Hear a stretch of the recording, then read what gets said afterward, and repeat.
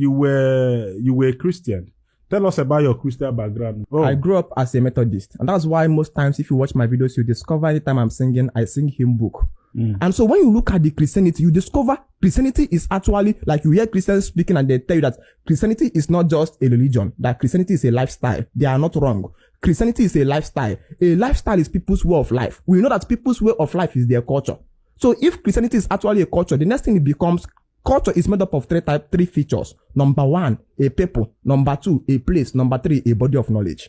And so if Christianity is a culture made up of a people, the first question becomes, which people, which culture of which people? Number two, which place is the culture established?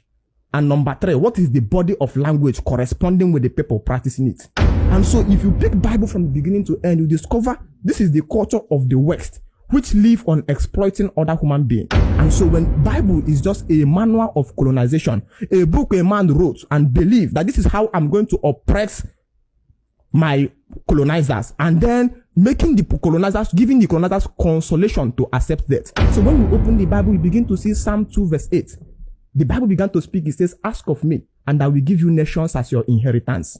Ask of me, I will give you nations as your inheritance. Somebody in England have opened that part of the Bible, and when God says, ask of me as an inheritance, the man remembered Nigeria. He have asked God, and God has given him Nigeria as an inheritance. A Britain man opened that Bible, ask of me, and I will give you nations as your inheritance. God has given him Ghana as his inheritance. A man of Belgium has opened that part, that Psalm 2 verse 8. Ask of me, and I will give you nations as your inheritance. The man remembered Congo.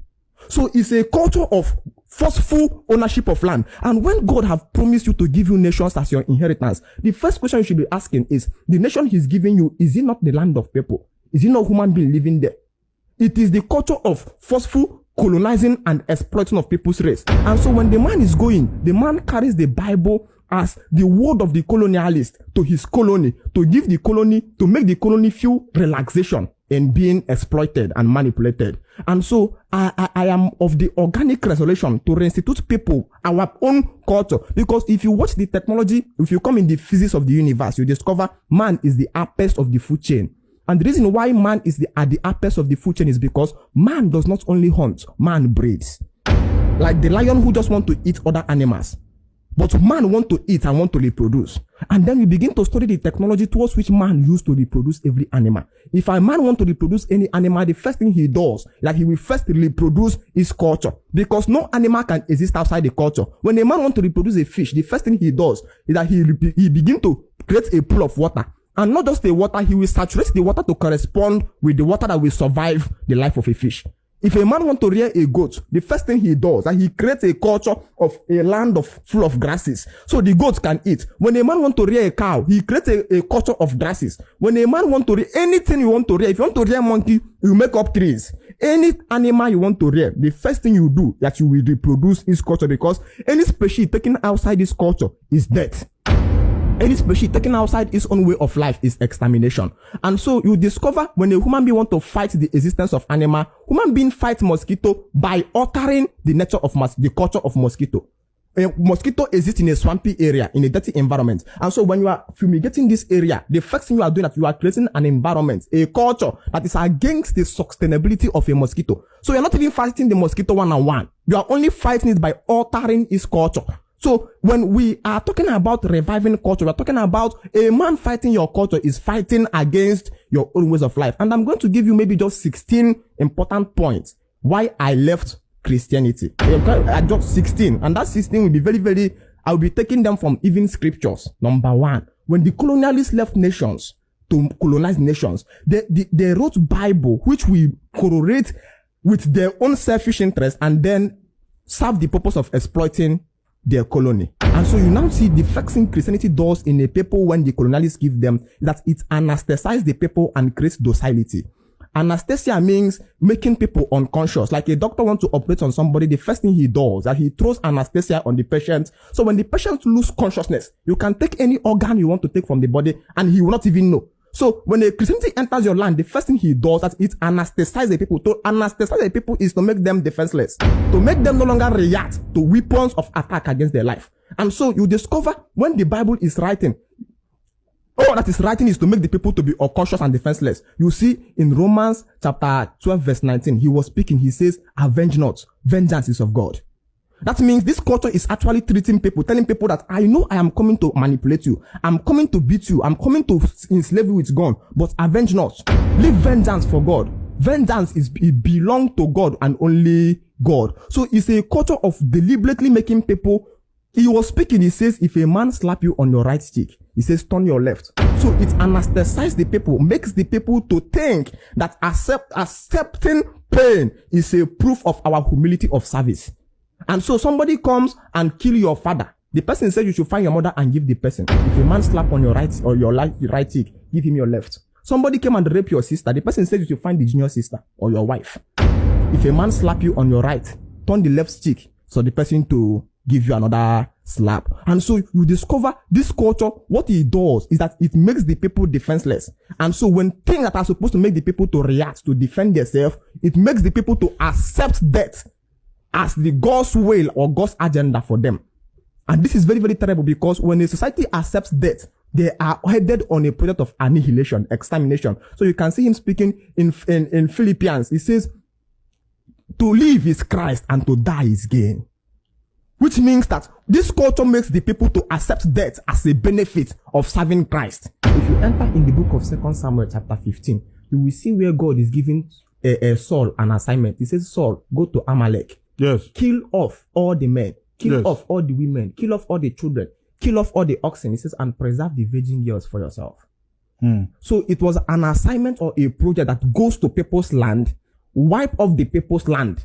The other things you are telling to the people does not matter. As long as the people, you came to the people to exploit their resources, whether by fighting, whether by negotiation. Once we came with this culture, the first thing it will do is it will wipe off everybody. Now listen, right? I understand that most people in Africa are believers, and sometimes we really don't want to hear the truth, and we take offense when people say things that we don't like to hear, and the Africans are not ready for the truth. But you cannot help it when you hear people say things that made some sense, right? Because if you hear what this guy explained in this video, now some of the points he said, I don't agree with it, but most of it, I agree with it. I have always said that religion has a lot of good things in it, and the religion can be used for good if it's been wielded the right way, if it's been wielded by people with the right motives. And religion can be a tool that the oppressors will use against the oppressed. If someone wants to oppress you, they can always use the Bible or Christianity to do so. Not just Christianity, but any religion, they can use it to do so. So this has been a tool for people to use to oppress other people. And the Bible is a good book that could be used for this purpose enormously.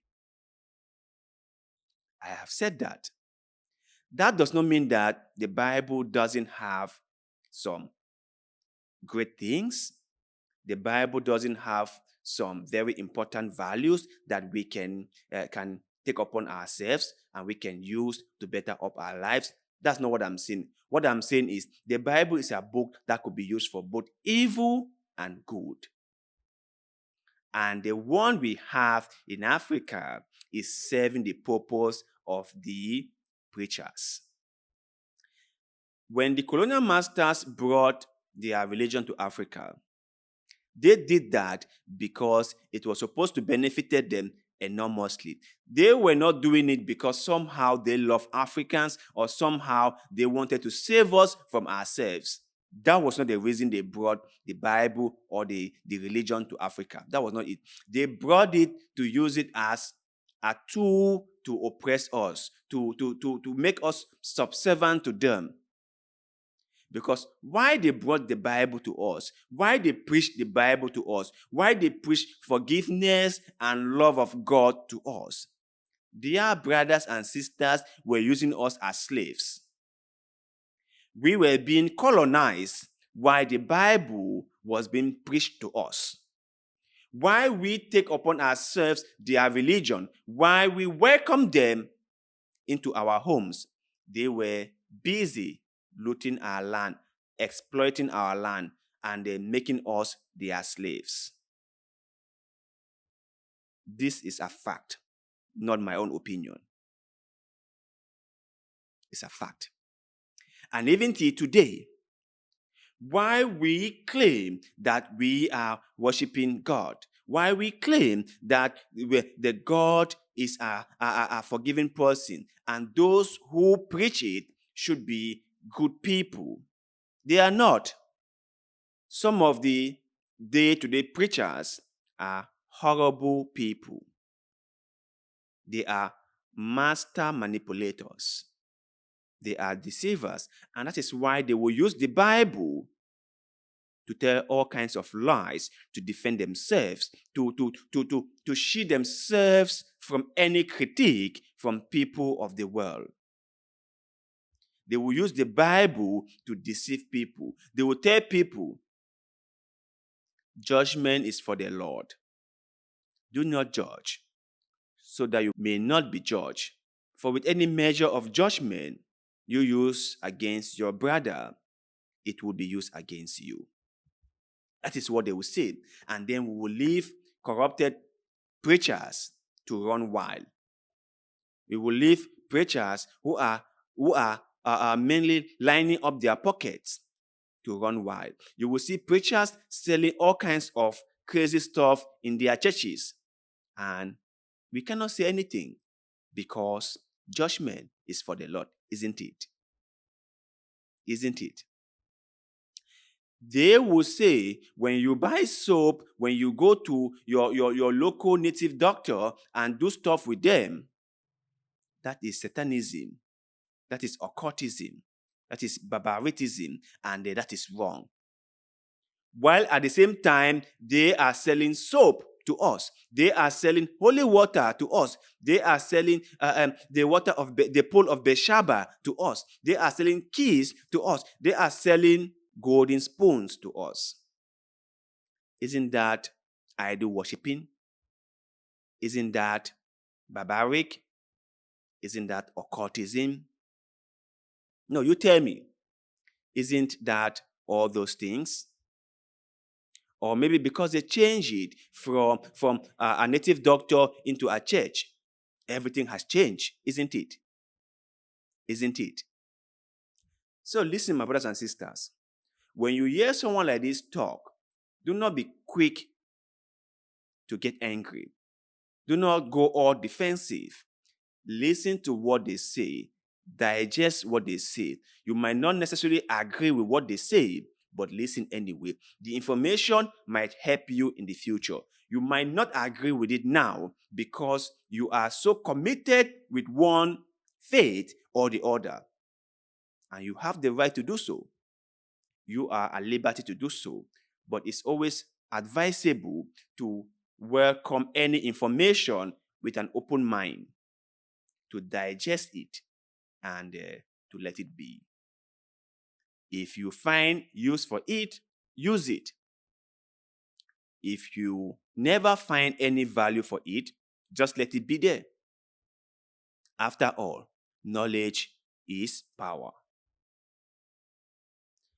But to my fellow brothers and sisters out there, when you hear what this guy said in this video about religion and the Bible being a tool of the oppressor to use against the oppressed, what is your take? Do you think he is right or not? Let us hear in the comment section below. Because like always, we love hearing what you have to say. Thanks for the love and support.